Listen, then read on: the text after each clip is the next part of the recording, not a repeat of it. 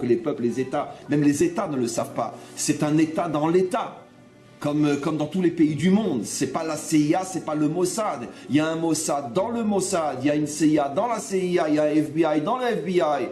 Et qu'ils sont 3 ou 4 ou 5 ou 10 à agir. On sait aujourd'hui, c'est un secret pour personne, que pratiquement tous les groupes terroristes ont été créés par la CIA ou peu importe par qui. Pourquoi? Il y a différentes thèses.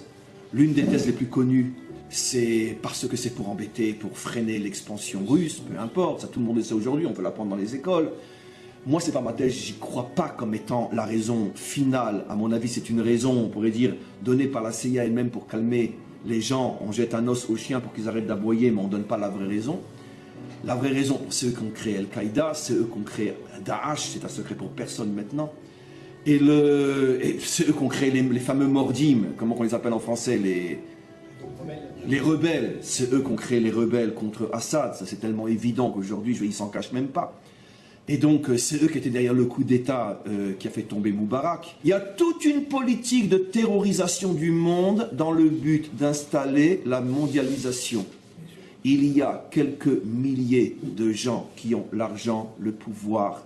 Ce sont tous des Édomites, pas des Ishmaélites. Même si on a, mais c'est l'idéologie édomite qui a l'intention de mettre l'humanité à genoux. Je sais, c'est fou, c'est incroyable, je suis taré, c'est pas grave. Je préfère dire que je suis en avance, c'est tout.